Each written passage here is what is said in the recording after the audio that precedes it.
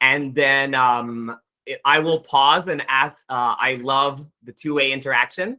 I love the cameras on. If you have any questions, feel free to raise your little hand. If you do have your hand raised, maybe you can put them back down, so I don't have to take an extra Adderall this morning. And then we can go ahead and get started here. So let me go ahead and share my screen. Because I usually forget the sales pitch. I am not a big slide deck guy. So I am going to kind of like use it tangentially. But if you have any questions about the deck will be sent out and the recording will be sent out too. Cool. Awesome. So I'm going to go ahead and get started here. Everybody can see my screen? Yeah. Okay, awesome. So my name is Milton Antoni. I work at SalesLabX here in Austin, Texas. SalesLabX is a certified Salesforce partner. So we work very closely with them. On staff, we have certified Salesforce admins, certified Pardot admins, certified Salesforce architects, and Pardot-specific designers and coders for things like landing pages, email templates, forms, infographics. Thanks, Rosa. Woo, Austin. I can, but then I can't see y'all because it takes over my whole screen. Here, how about that? A good compromise in the middle. And then maybe I can hide this, but yeah. So where we're a little different from others in our space is we don't actually do hourly or project-based work. We think that's the wrong incentive when it comes to automation and attribution and all the stuff that we're talking about now. So we actually have a flat rate subscription model where you pay one flat rate every month and you get unlimited access to all of that talent to design, strategize, and execute in your live environment. So not just strategy, but also execution of things like landing pages, emails, forms, infographics, attribution reports, sales queues, Zoom info to Salesforce to Pardot integration, all that fun stuff. But instead of paying by a project or by the hour, we actually have a subscription basis where you have unlimited access to all that talent. We think it's a much better aligned economic incentive. And with our growth rate, we think the market agrees too. Okay, last pitch before we get started. If you all like what you see here, next week we do have Pardot Prodigy starting. I will be teaching. It's a 6-week master course where we go through start to finish everything Pardot. You also get unlimited one-on-one sessions with me for the entirety of the 6 weeks. So, I think Lynn, who's a sales rep who will be following up after this with the recording, will be giving you a little special coupon code. So if you do want to get started next week, all the sessions will be recorded. It'll be at the same time every day for the next 6 weeks, except I think for Thanksgiving if you're in the US. Cool. When do we get your contact info? I don't know, Steve. That sounds like a dangerous thing. I don't know.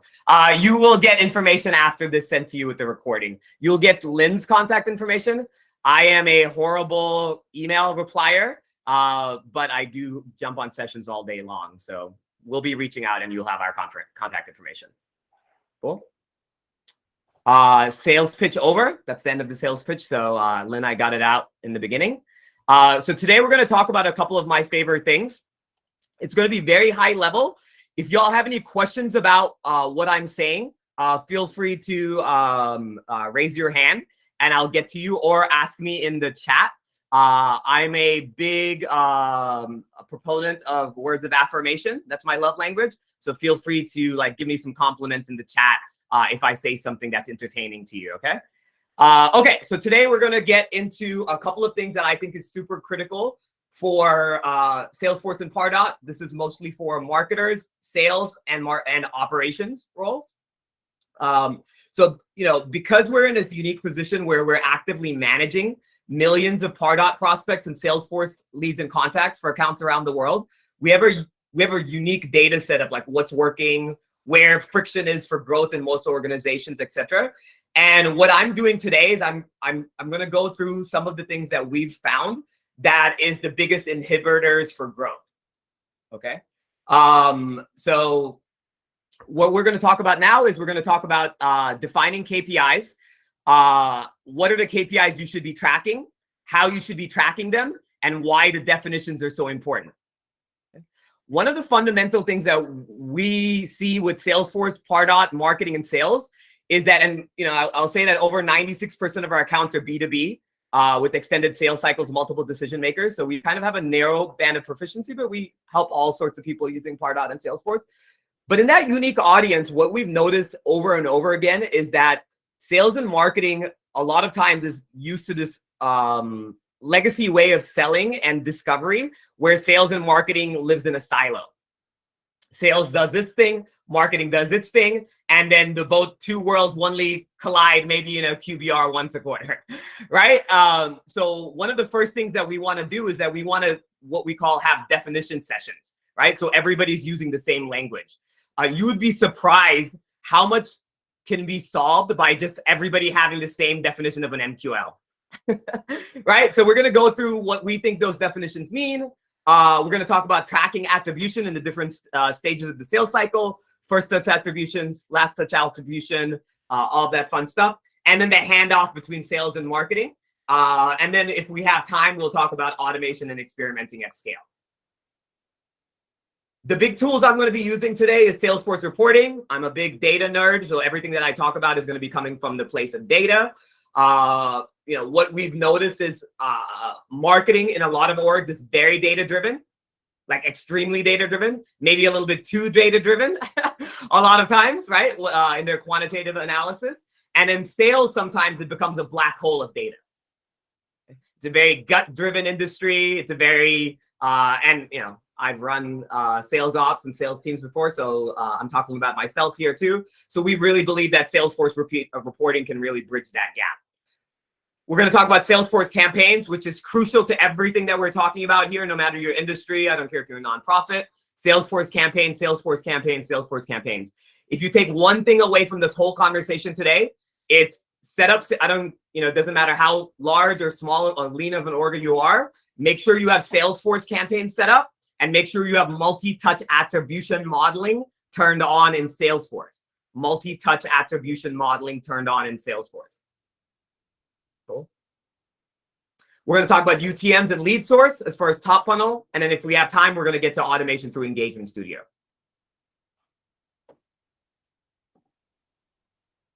First step, let's all talk about the same KPIs, right? To me, this is the whole game right here, right? This is the whole game. No matter what your discovery journey is, no matter what you're selling, you need to have a really good understanding. And it doesn't really matter so much what you call these words. I need you to have a good understanding of these data sets. Okay. I'm going to use my definition that I use, so everybody's speaking from the same language here. But I want you to maybe raise your hand and say if you have a different definition of this internally. Visitors, I call anonymous traffic to your website. Anybody who comes to your website. Top funnel. Right? Prospects, in a very traditional sense, is somebody who gives you their email address. MQL, marketing qualified lead. This is somebody who marketing has deemed that they have done a hand-raising event and they have said, I am qualified for sales to talk to me. Because the whole name of the game is protecting human beings' bandwidth.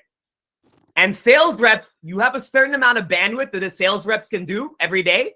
And what marketing's job is to do is to make sure that that bandwidth is protected, and marketing is only raising to the top the leads that are highly qualified for marketing to be reaching out, for sales to be reaching out to. That signifier we're calling marketing qualified leads. Now, there's two big things to marketing qualified leads. One is activity based. So that's called scoring usually, what somebody has done. And then there's what we call grading. That's who somebody is. Okay. If somebody's coming from an organization that is 2 people and your ICP is your minimum spend is $1 million, that person isn't somebody your sales reps needs to talk to. Not because they haven't done the activities required for your sales rep to talk to them, because they're not your ideal customer. Right? So usually MQL takes both of those into consideration. Is this person my ideal persona? And is this person, have they done enough hand-raising events in order for them to be deemed quality for sales to be reaching out to them? Does anybody have any questions or concern on defining what an MQL is for themselves? I would love to hear some of that. You can raise your hand. Or there's a disagreement between what marketing considers an MQL and what sales does. How do I come up with my MQL criteria? Any of those standard questions so the group can hear that they're not alone in this conversation. Pro Ship, I see your hand raised. I don't see a name, but I see your hand raised. Did you? Okay, Pro Ship. I am going to go to the next person with the hand raised. JK. Hi, Anthony. It was a good session.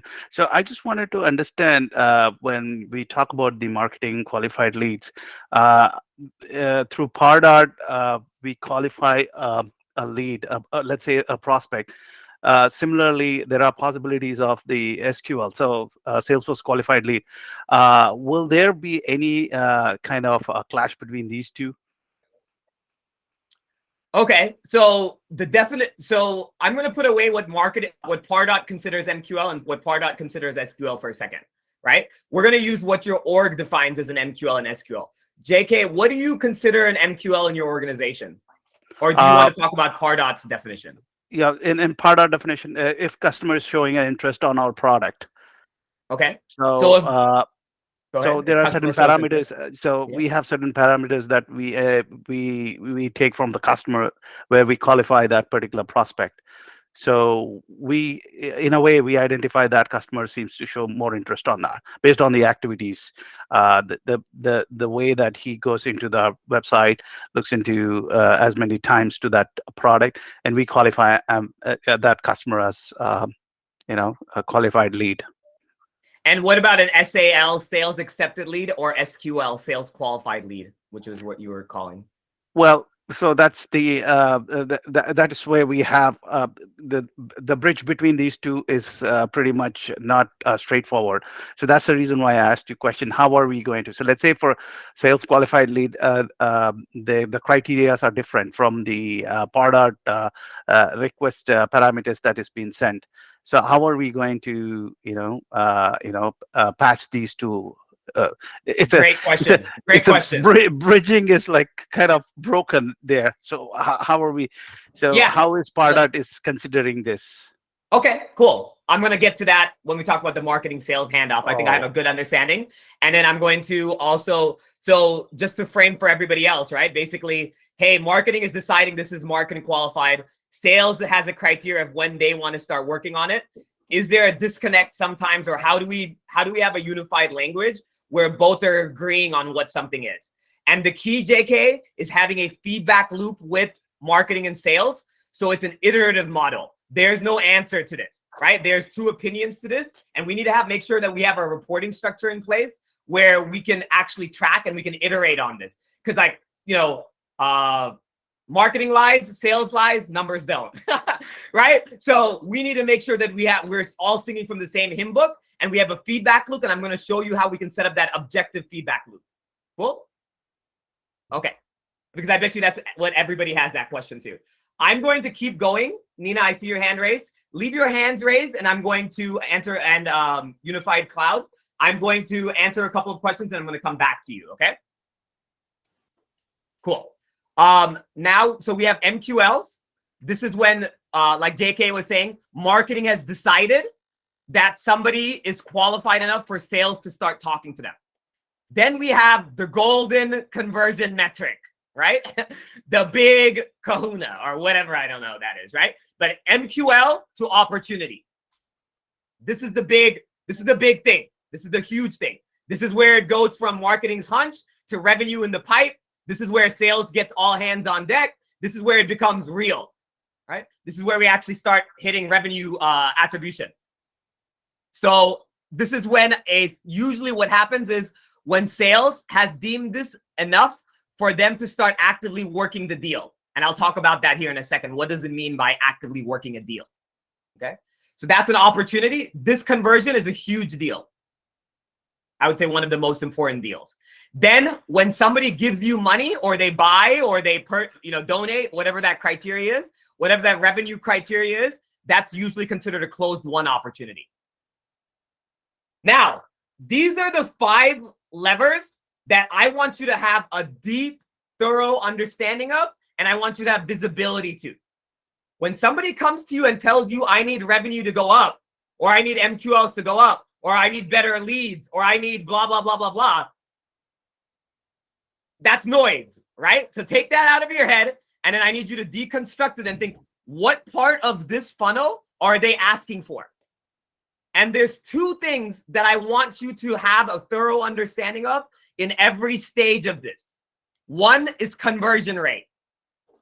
How many people land on your website? And out of those people, how many people give you their email address? That's your conversion rate from visitor to prospect. How many people give you their email address? And, oh, I love the questions already. What's a good ratio from MQL to op? Let's go. Okay. So then I'm going to answer all of these in the next couple of slides. Then we have prospect to MQL. Basically, this is they've done enough hand-raising events where marketing has deemed it okay to send it over to sales. It could be booking a demo. It could be downloading a white paper. It could be watching a YouTube video. It could be any of that. Then so how many people who give you their email address convert into an MQL? How many MQLs convert into an opportunity? How many opportunities convert into a closed one? Cool. So that conversion rate is the first layer of the whole game. You want to keep increasing that conversion rate. The second thing is what we call velocity. That's the speed at which it goes from here to here, to here, to here, to here, to here. When somebody comes to me and they tell me, hey, Milton, we have a long sales cycle. And I say, how long is it? And they tell me, well, it could be anywhere between 3 months and 3 years. Oof, let's normalize some variables there. Right? How do we take and I'll talk about that, but basically, how do you shorten that velocity?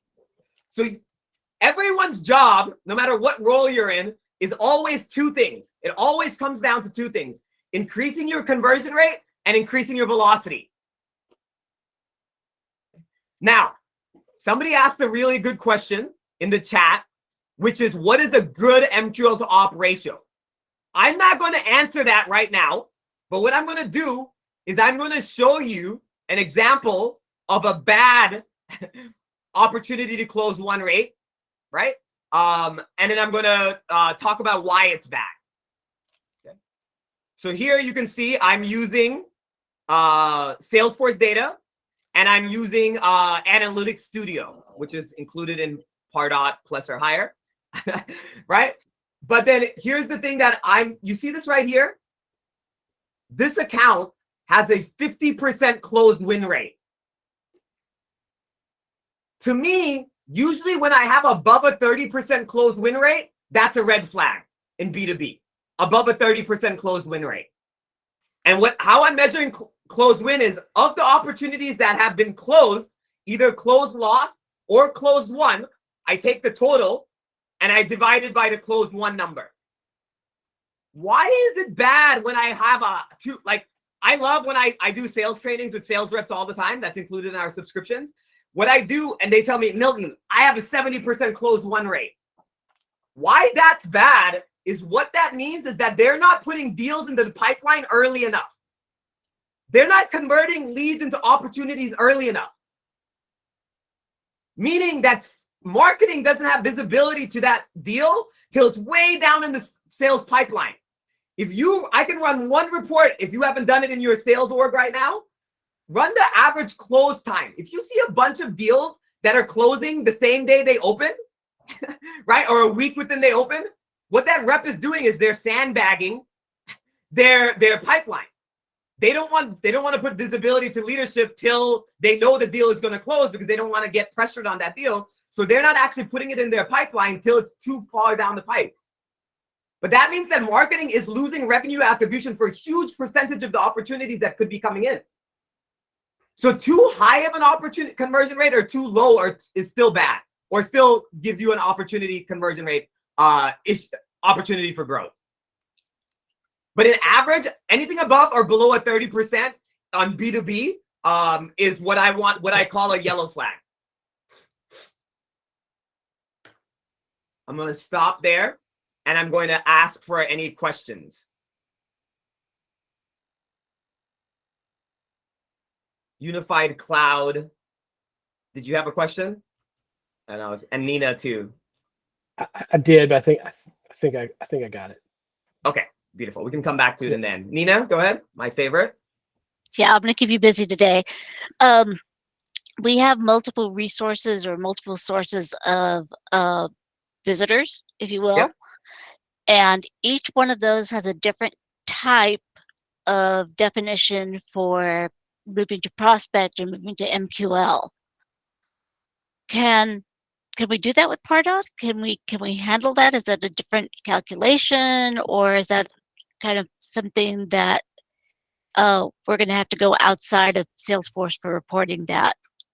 No, you can do that. You can do that. I'll talk about, if I have some time in the end, I'll talk about how to have a more nuanced content-based strategy on MQL criteria.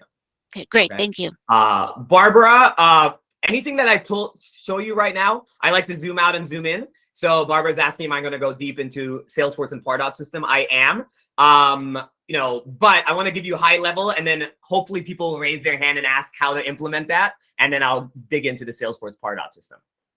But if you have any specific questions, feel free to ask them too. Cool. And Jose, I will come back to you in a second.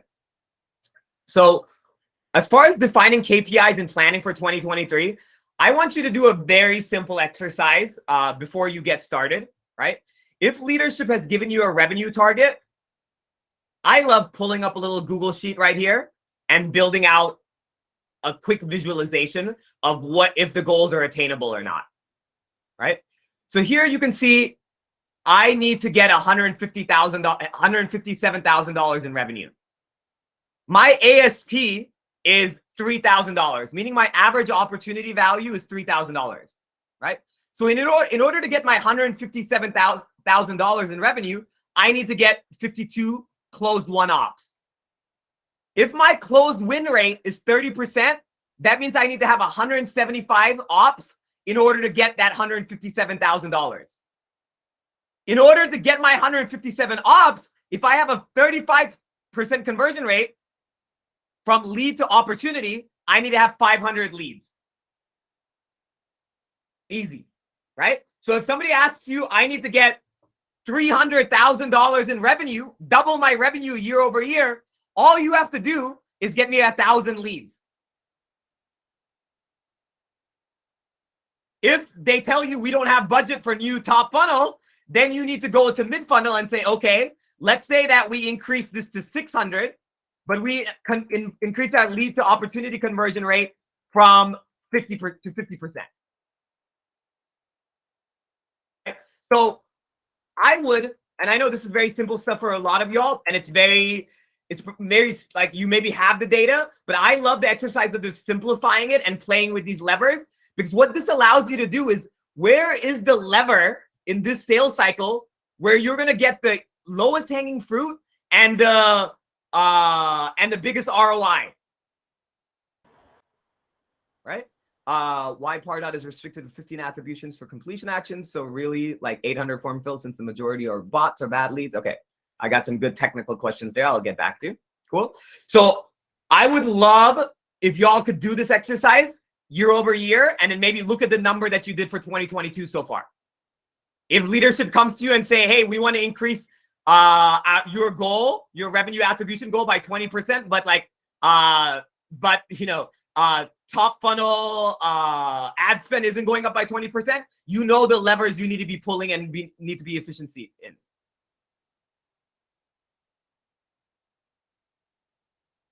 Cool. And I see your question about lead and contact person. I'll get to that here in a second. So the question here in the chat was, does lead equal contact or future opportunity? A lead usually is somebody who has not yet converted to an opportunity. So I would say future potential opportunity is what I would consider a lead if we want to use those terms. All right. And I'll go a little bit deeper into the Pardot Salesforce model here, right? Because I know a lot of y'all use those two tech stacks. So this is usually what the flow looks like from the majority of orgs. Okay. Prospect comes in, right? Prospect comes into Pardot, and then UTM parameters you're going to use in order to know what that lead acquisition source was, or email acquisition source. Where are you getting those email addresses from? How you're going to get that data is going to be through UTM parameters. If you don't know what UTM parameters or UTM sources are, set up a one-on-one session. We can chat about it. But your first touch is going to be knowing where your lead sources are coming from. Lead source is one of those like vaguely defined thing where I've heard a million different definitions of lead source. I like to call it, instead of lead source, email acquisition channel. How did I acquire that email address? Okay. And usually the way you can tell that is through your UTM parameters. Pardot automatically captures first touch attribution using UTM parameters. You don't need any third-party systems. You don't need anything like that. Pardot, using native Pardot forms, will automatically catch UTM parameters for first touch attribution.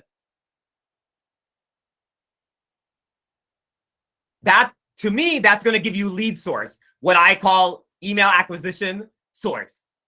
How did I get that email address? Then, so it's going to come in through a UTM source to Pardot. Now marketing is going to send emails, do nurtures, do all of these things, right? Then what's going to happen is marketing is going to say, this is a lead now, or an MQL. And what it's going to happen is that it's going to, marketing assign it to a lead owner in Salesforce. When you assign it to a lead owner in Salesforce, then it gets sent to Salesforce as a lead. So your first thing is, like we talked about up here. Okay, perfect. I will share a little bit about the connector. We might not have time to go direct into such nuanced questions, but you can always set up a session with us afterwards, and Lynn will send you some information about how to do that. But okay, so now we send the leads over to Salesforce as a lead. And now what's going to happen is sales is going to follow up with these leads, or SDRs, which are like before sales, right? This right here is what I call the black hole of data. Right? This right here is where I lose almost a lot of my visibility. What is the sales follow-up to those MQLs that marketing is sending over? Is it 3 touch points over 2 weeks? Is it 7 touch points over 7 weeks? Is it 1 touch point? What is the sales cadence follow-up? We've seen in general, it takes 7 touch points from sales in order to convert an MQL to an opportunity. 7. Just to even qualify that. Now, what we notice a lot of times, what is happening is this is sent over to sales, and then you're waiting basically to see how many convert into an opportunity, and that's the end of that. But you don't have any visibility to what's happening between when you send an MQL to when it converts into an opportunity or not, or when it's marked as DQ. What I like to do is I like to set up a flow in Salesforce, and then either set up a Salesforce flow or use a tool like Outreach, SalesLoft, Salesforce High Velocity Sales. All of these tools are basically sales cadence tools. And I want to build the cadence programmatically.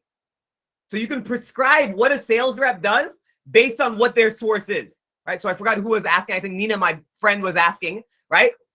What happens if somebody comes in through a webinar versus what comes in through a white paper? What I would do is either I would set up a Salesforce flow, or I would set up a, purchase a tool like Outreach or SalesLoft or Apollo, and I would build a cadence of sales outreaches based on, yes, this will be recorded and you'll be getting it afterwards. I would build a series of sales outreaches based on the source that they're coming in on. Then what I would do is I would build what's called an exception report. If the expectation from marketing to sales is marketing is going to send over X amount of MQLs, and sales was involved in deciding what that MQL criteria was, and y'all have both shaken hands on that, now you need to set expectation with sales on what sales follow-up is going to be on that. So if sales follow-up is going to be, I'm going to follow up within 24 hours, and I'm going to have 7 touch points for the next 7 weeks, you need to be setting up a report in Salesforce using tasks where you can see which sales reps are not following up in that cadence. Then what you can do in Salesforce is you can set up an exception report where sales leadership or marketing leadership can get an email automatically once a week with all the sales reps who are not following up with the cadence. There's no way for you to effectively track, going back to JK, what is your conversion rate and if it's effective or not, your MQL criteria, unless you normalize what the conversion or what the process is after an MQL is sent to sales. Because if one sales rep is like saying, oh, this is a Facebook ad and the sun is shining too hot, I'm not going to follow up on this lead. And if another sales rep is saying, oh, Gmail addresses never follow up, your conversion rate is not going to be normalized, and it's very hard for you to get a real feedback loop on if that lead source is accurate or not.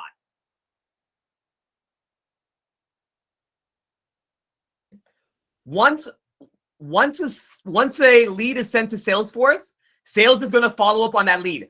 That does not mean that marketing stops. To me, usually marketing is a full funnel partner. Seth, that's a great question. Basically, Seth is asking, what is the statistically significant amount of data before it actually becomes important or not to track something? Let me get back to that. That's a really good thing. A lot of times I see people like trying to analyze data sets of like 100 people or something, and it's like it doesn't really help. Seth, percentages are cool as long as the volume makes sense. I'm answering the questions in the chat. But okay, so now sales follows up on those leads. We need visibility to this right here if you don't have it, right? But marketing is still helping with deals, with the funnel here, right? Marketing is still helping increasing velocity by stages in the opportunity. Once a lead gets sent over to Salesforce, lead source no longer becomes important. My opinion. Sometimes I have a tendency of saying my opinions as a fact. But in my head, once a lead gets sent over, right, we need to start using campaigns religiously every single time. Salesforce campaigns, right? And here, let me get into a real world example of this. Because I told Lynn I was going to talk about Taylor Swift once in this conversation. Give me a second. Because that album was just, geez, and the rollout strategy. So let me give you an example of the level of nuance I want y'all to have when we're talking about campaign attribution things, right? So for us, a big thing that we've noticed that actually drives clicks is email signatures in sales reps and email signatures across the board. Email signatures, right? So if somebody clicks on an email signature, I want to see what type of traffic and the revenue impact that's having. Because marketing or ops or whoever maybe built a white paper or a comparison doc, and you're having sales put it on every email signature. I want to track the effectiveness of that because I spent time working on that. So what I'm going to do, you can see right here, my email signature. Y'all can see. It says, ask me about my latest obsession, right? And it has a link here. Okay. What I've done here is in Pardot, if y'all are using Pardot, right? This is very easy to understand. I've gone into Pardot. I've created a custom redirect for that, right? So every time somebody clicks on this custom redirect, they get sent to this new Taylor Swift music video, which I love. Okay? Now, because we live in peak capitalism and no part of my personality cannot be monetized, right? What I'm doing is that you see how I have a completion action here? I've created a Salesforce campaign to show leadership that my personality is actually a value add and not a deterrent, right? So what's happening is when somebody clicks on that custom redirect, I'm adding them to a Salesforce campaign. Now, when I go to Salesforce, let me show you my Salesforce campaign.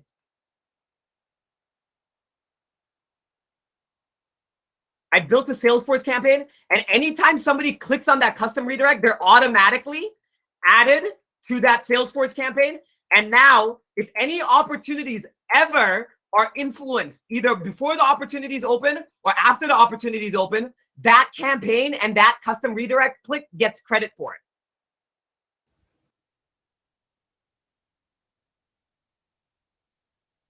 You see how all of this happens automatically? I'm not asking the sales rep to like track something or anything like that, right? This is happening all automatically. If you're asking your sales rep to add people to campaigns, you're doing it wrong.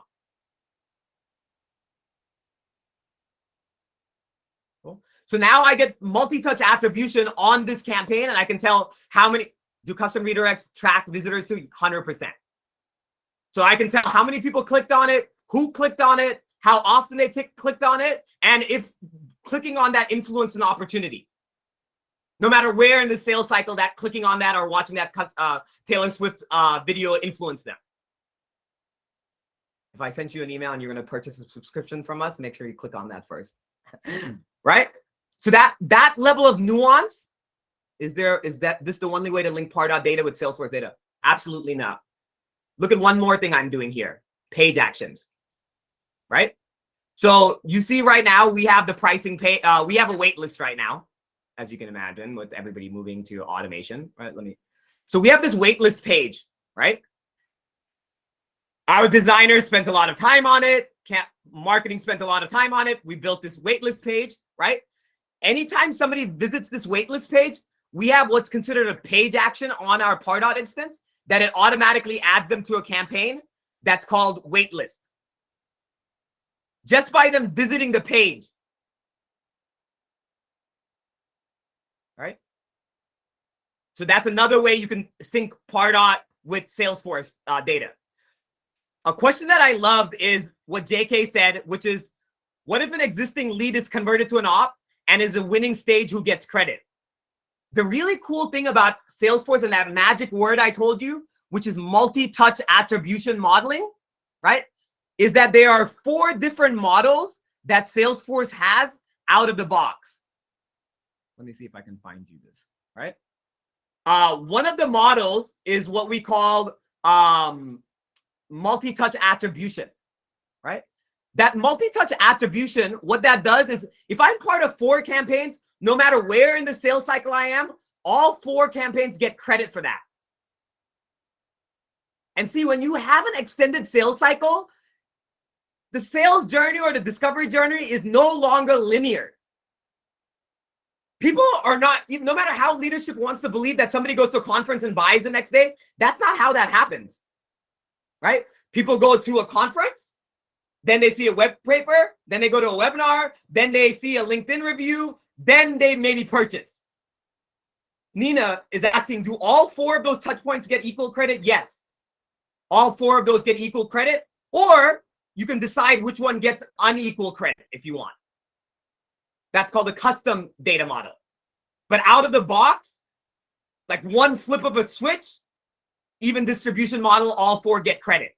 If you're not doing that right now, you need to do that right now. Today. Very easy. It's literally one flip of a switch. You get 4 equal distribution. Barbara, I'm going to talk about GDPR. Cool.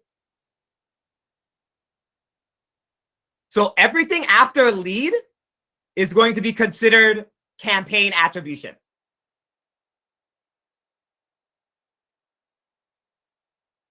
One of the things I want you to do today, if you have not already, define what all of these words mean with sales. What is a lead? JK, you're already a little bit ahead of it. What is an MQL? What is influence considered? You see that example I just showed you where somebody visited the page and marketing got credit for that? You think that should happen? Here, let me show you something else. We send out a newsletter every, everybody's like, yes, yes, yes, right? Here, I can tell we have a lot of marketing people in the room. JK, objective, I like it. You see, every time we send out a Pardot email here, let's see, view report here. This just went out, so open rates are not finalized yet. You see how we have a completion action when somebody clicks on an email, they get added to the Salesforce campaign, meaning that this Salesforce campaign gets credit. Now, we can also, marketing is 50%. Okay, now we can say, I love the comments, sorry. We could also decide, hey, we don't want it to be just when somebody clicks, but also when somebody opens. You know that's going to be a lot more. Should an open count as marketing attribution, or should a click count as marketing attribution? There's opinions to this, right? Both. Everything. Looking at the website the wrong way. You know, it's so funny. I know I have some Salesforce reps on here, so I'll make fun of them. If you go to the Salesforce website, I do this out of love, Salesforce reps. If you go to the Salesforce website and you look at the website the wrong way, your rep is going to call you. You know why? Because they have page actions set up where if you visit a page on their website, their AC or their AE gets a notification. If you have an open opportunity with us and that opportunity is over 90 days in one stage, one of your sales rep will reach out to you using a page action. Couldn't you take both numbers against your bounce ratio? Yep, you totally could. Guys, I think we're going to run out of time. But I think we'll do a follow-up because I want to go more into the details, but this was supposed to be a very high, like kind of like setting the stage with criteria. But I have some awesome questions. If you all do want to go a deeper dive into everything, Pardot starts next week. We go deep dive into every single thing that I talked about right here and implementation. And you have unlimited one-on-one sessions with me to go back and forth. But I don't know if we can get that deep into it, okay? Oh, great. We already have some future Prodigy guests here. Cool. Okay, before I finish here, actually, I'm going to go into one thing. I'm going to open questions, okay? So if you don't already have, I want you all to go into your opportunity record, right? And if you are an enterprise sales motion or a B2B sales motion, and if you open your opportunity record and you do not see these fields in here,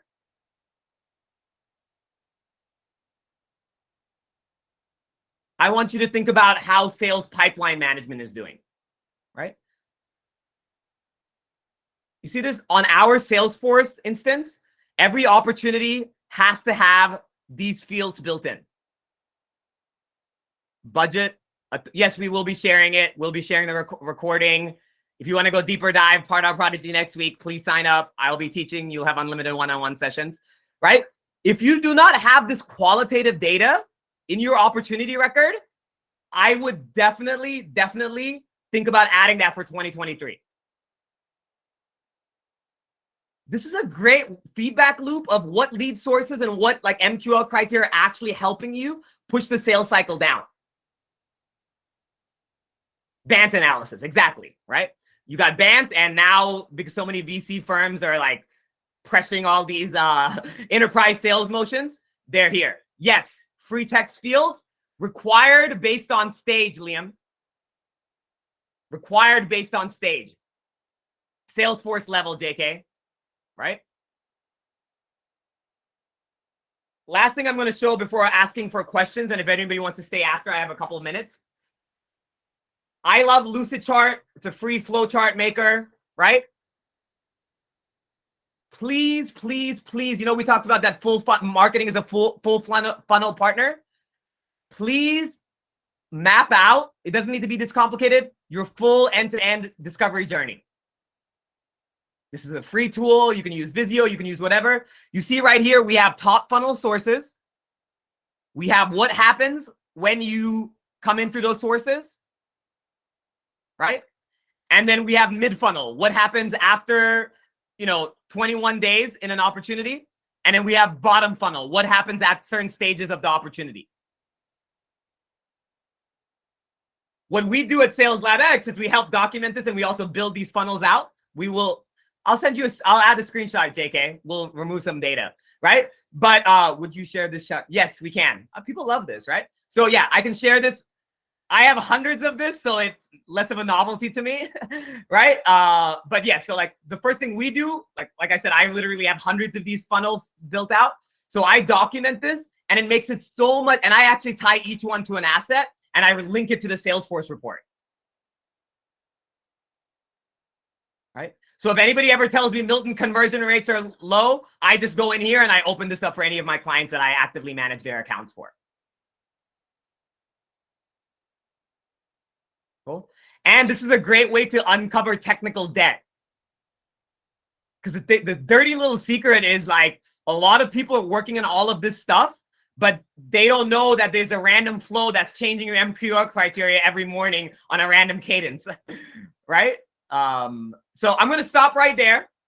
And I am going to, for the last 10 minutes here, I am going to raise your hand, first come, first serve. And I'm going to answer any question you might have, as long as it's not too nuanced. Let me see. Yeah, let me see. Go ahead, Jose. Your hand's been up for a while.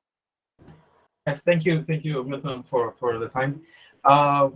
I'm very new to marketing. I just recently changed of role in my company, and I just wanted to understand, like, if you have a prospect from the website, let's say, and they fill up a sample request, would you consider that a MQL right away before moving it to a prospect?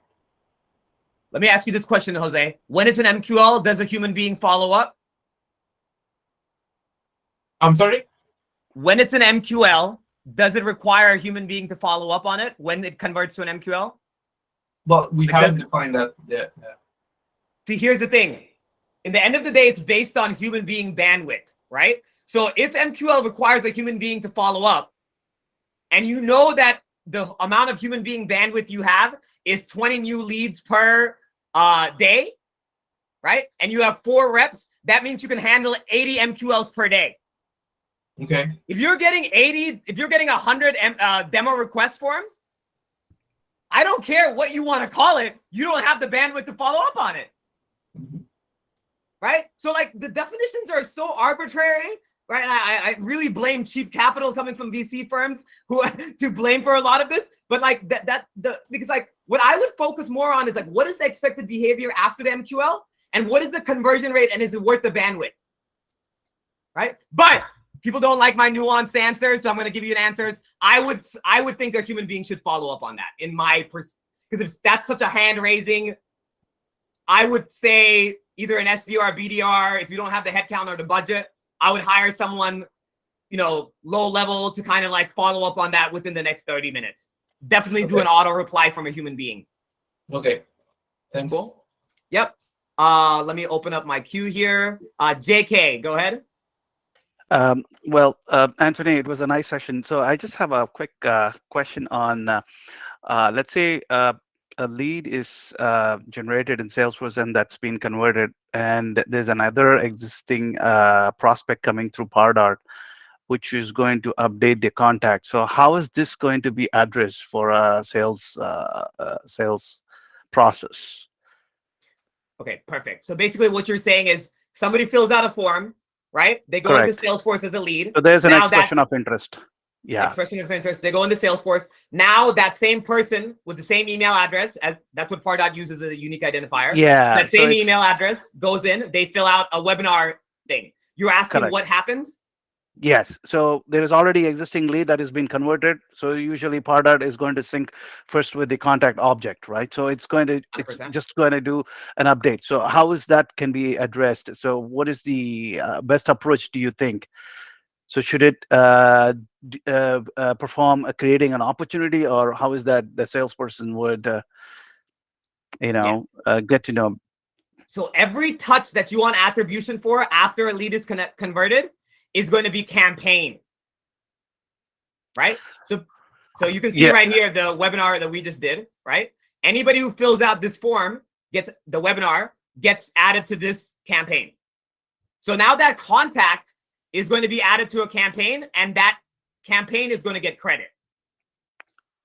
Oh, okay. Okay, so, but how is that going to be, again, a different opportunity of that particular prospect? Great question. Every time a prospect is associated with the opportunity, every campaign automatically gets associated with that opportunity. So as long as that prospect, as long as that contact is associated with another opportunity, that credit will go across. As long there's an attribution. No, I'm not talking about that credit goes to the campaign, but I wanted to know this is going to be a touch point where the customer needs to be touched again in the opportunity level. Oh, you want to send a notification to the sales rep that this person needs to be followed up on? Yeah. Task. Okay. So I'm giving very simple answers, but I know it's harder to implement, okay? But that's when tasks come into play, or campaign member objects, campaign member statuses. Or is there any alternative way of creating a lead again when there is a touch on the contact? Do not do that. Don't do that. Don't do that. You strongly recommend that, right? Don't do that. Don't do that. Don't do Anytime you do that, like, I mean, I'll give my best here. It all depends on your instance, every use case is different, but don't do that. Don't do that. You're creating so much technical debt. It'll keep somebody like me employed for the rest of my life if you do that. Thank you very much, Anthony. Thanks for your great idea. Thank you. Yep. Okay. Yep. Go ahead, Seth. Go ahead. Awesome. I'm going to try to make this very concise. So I'm building out a funnel drip campaign for someone that would submit a form for specific content. And so I'm a recent hire, so I'm finding that the BDRs and the marketing team, we were manually handing these over, right? And so I want to be able to do what you're saying and like categorize people and put them in the right list and tag them with whatever characteristics. But what we're having is people will fill out the chat and they'll get into the drip campaign, and now they're getting double messages because they were impatient and they did both. And they also, about your users like that, Seth. I'm kidding. Right. I mean, that's how it is. But it is. We also have the BDRs. They actually can't get into the true automation aspect of it because these people will do one or two of the first touch points and then they'll jump out and then they want to jump back in actually. So what do we do about somebody that is, I want them to just live in a not need to be touched drip campaign. And what will be like good data to qualify them to either push them out or be able to bring them back in halfway through this same funnel? So there's not an easy answer to that because it's so dependent on your use case. But, I'll give you the technical answer on how to implement a strategy. I don't think I can go into the strategy. But basically, like, what I would do is I would have global tags, if you haven't already, and I would have suppression lists on your engagement studios, right? So if somebody reaches a certain status, you want to tag them, and then you want to make sure that that tag is added to a dynamic list. This is being recorded, so you can go back and watch it because I know it's a lot. Right. That tag is being added to a dynamic list, and then now that's being used as a suppression list globally. And then you need to triage and prioritize what the method of communication that needs to be the first one, and then what the fallbacks need to be. Can I put a expiration date on a tag? Yeah, you can. So it would like automatically remove that tag after like a week, and then that would just kick them back in? 100%. There's no, whenever I say yes, Seth, I mean yes, like with building a flow and automation rule in a custom field. You know what I mean? Like technically possible. I always say yes to everything, but yes, and I like your idea. That is how you should do it, time-based. Same thing with scoring. It should be a degradation model that's based on time. Barbara. I got the core group here. That's 100 people, so still a core group. Barbara, go ahead. And I got 10 minutes after this if y'all want to talk about Taylor Swift's rollout strategy. Go ahead. Good day, Barbara. Anthony. I have a question about the GDPR, about the campaign, if it's allowed in European, via the European law. Yeah, so I cannot give legal advice. So I can't give any legal advice or anything like that. What I can tell you is that Pardot does have cookie monitoring built in, right? So if somebody does not want to be tracked, like those page actions I showed you, so like if somebody visits the page, you don't want them to be, they don't want to be tracked using that. There is a, there is a cookie tracking thing in here where you can say that people from EU or GDPR countries or whatever you want can get that little ask me not to track, and then they won't be tracked with the cookies. Does that answer your question maybe, Barbara? Or were I you? think a little bit already. Thank you. Are you asking like, is it allowed in GDPR? Yeah, because the regulations are getting stricter every year, especially next year. So that's why I'm asking indeed. Yeah. All I can say, because I'm not allowed to give legal advice, is that Pardot does have a built-in GDPR compliant, they say, opt-out mechanism. So if somebody, that little banner that pops up, Pardot has that built in. If somebody says, do not track me, that removes them from being tracked using their web activity. Okay, thank you. Roundabout answer, because it's recorded. I'm kidding. Okay, go ahead, ML.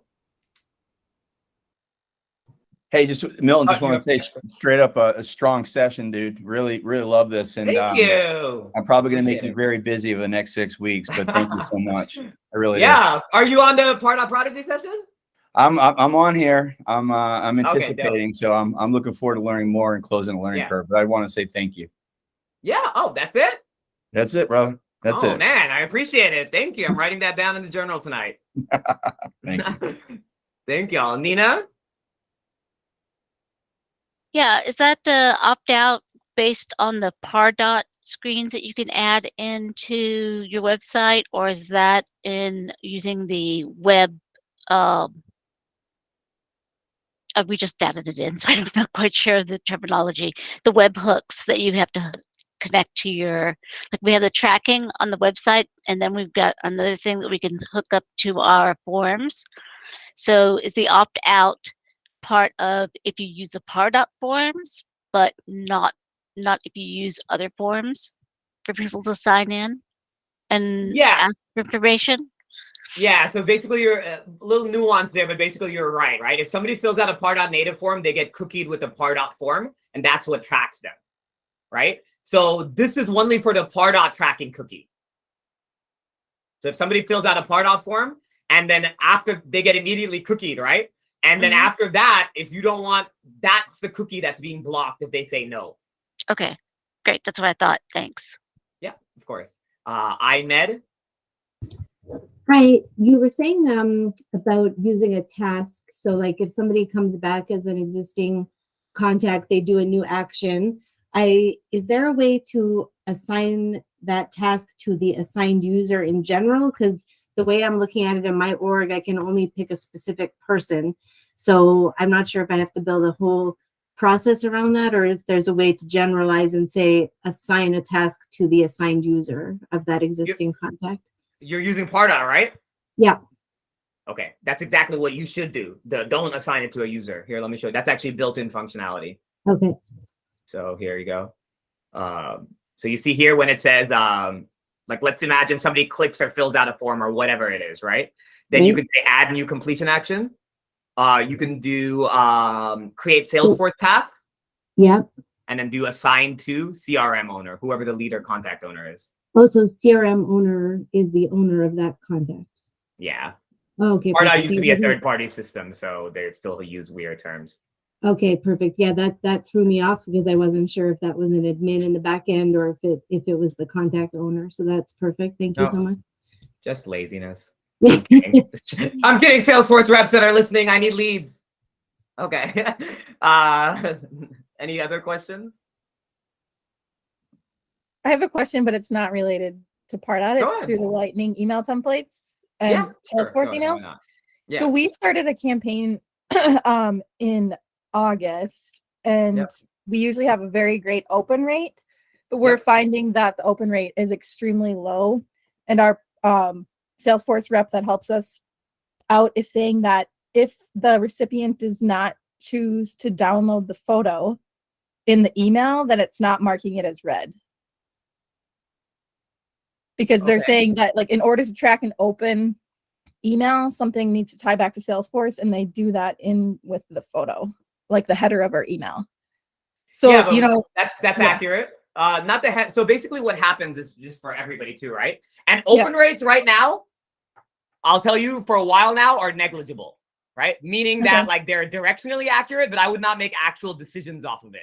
Because I would say like upwards of 30% of open rates are bot opens, and the other 30% probably are not opens because of exactly what you said, right? So basically what happens is that there's a little pixel, like this 1 by 1 image that gets added to every email that any email provider sends out. And when somebody views that picture, then that counts as an open. What Apple has been doing, because Apple, I love Apple, but they are a monopoly, JK. No, JK, they are a monopoly. But what they're doing now is that because they want to sell their own ads, is that they're opening every email on their server, and then they're sending a cached version to the end user. So if you send to Apple Mail, every single person counts as an open. Okay. Right? If you send to Outlook and that Outlook says that hide images on load, then none of those count as opens. Right? But here's the thing. Don't let that nuance get away from or become an excuse for why your open rate has declined. Right? Because like there could be an actual issue with your IP reputation. And sometimes people don't want to dig into that. So they just say bots. Right? Because like if your open rate, all bots included, was 20% and now it's 8%, something happened. Because that, unless you're sending to a whole new audience that was never sent to before, right? So I would do two things, right? If I were you, one is I would go to, and this is all in Pardot product if you haven't signed up. Look, Lynn, I'm pitching. What is the thing that's called? What is that tool that I always recommend for my ex-Pardot people? Basically, MX Toolbox. So I would go here, right? MX Toolbox. They have a. We'll send this recording out later today. Right? So I would put your domain in here and it'll tell you for free if it's on any blacklist. Okay. Right?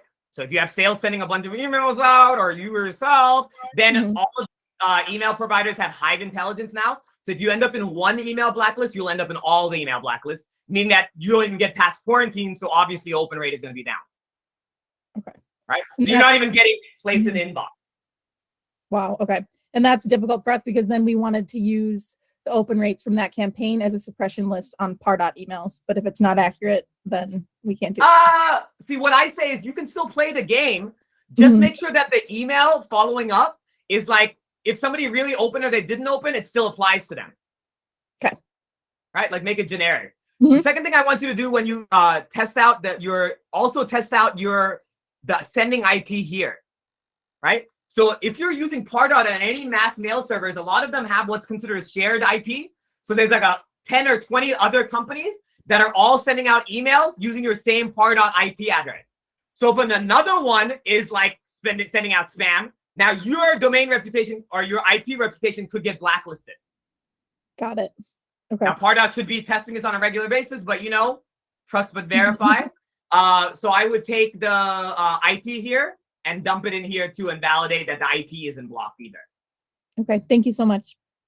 Last step. Shout out to Salesforce. Our IP does seem like there is a little bit of a blacklist here. So now we have to put in a ticket with Salesforce, to have them remove their IP from their blacklist. You think that I'm not gonna make any comments. Please send me a leads. Okay. Then you can, one more thing I would do is I would also check and make sure your email sending, I'm not going to get too much into it, but I would make sure your email sending domain is all verified. Those are the three things I would do whenever your open rate drops substantially. Cool. 2 minutes. Any other questions? Thank you, Larry. I'm going to record this and send it to my wife. Okay. Any other questions? Any tips for moving Pardot to a new Salesforce instance? As in changing the connector. So many tips, but I don't know if we have that much time to get into it in 2 minutes. Lynn will send you my contact information if y'all want to chat. Get an SLX subscription. We can do this on a regular basis. Any other questions? Man, 60 people stayed all the way through. No? Okay, well, I enjoyed it. Google reviews and LinkedIn's awesome. If you need anything else, feel free to ask. Next time I'll put less topics in there, and then we'll go deeper in. Sid, yeah, go ahead, Seth. So right now we have like the BDRs all cover different areas, and I want to have like the immediate so it's gonna be a form fill. I want to have that immediate thanks for filling that out, and then probably the first two pieces of the drip are going to be from no one yet before they get put into the right locations. So I'm wondering, as far as an email address that should be coming from, the team wants to use a marketing at companyname.com, and I'm like, I think we should make it a person or something like that. What do you suggest? Okay, great. Pardot Prodigy, sign up for it. We're going to go deep in it. But basically, there's two options that you have. You can always send an email from a person like Milton@SalesLabX.com, or you can say marketing@SalesLabX.com, right? To me, that Milton at that person email address should be strictly saved. Like, keep the illusion alive, basically, for your audience. That person email address should only be used for emails that look like it came from a person. Meaning 3 sentences or less. Maybe a sent from iPhone on the bottom. Maybe a misspelling, right? You should look like it came from a person. So as long as you do that, I think you could. But the person email addresses are always going to have a higher open rate because human beings like other human beings. That's all I needed to hear. Cool. But don't abuse it because you lose diminishing rate of return if you keep using it. Throw in some marketing branded emails in there too. Others are just going to start like ignoring your plain text emails if you just have a bunch of plain text emails coming at them. Gotcha. Cool. All right. It's Pardot. Yes. End to end, full thing we go through. Sorry. Last quick question. Yes. Can we do SMS with Pardot? Send out SMS. You cannot, but what you can do is there's a lot of plugins that we can talk about. There's a lot of third parties that do Salesforce, and then you use Pardot to trigger a field in Salesforce to trigger the SMS. So kind of, but workaround. Cool. All right, Nina. I might stop by the office since you let me do that. Absolutely. Give me some margin, Thank I'll you. show up. All right. Thanks, We'll y'all. coffee. You think I need coffee? All right. Bye. Thank y'all. Bye. Thank you. Thanks, Milton. Thank you, Milton. Thank you.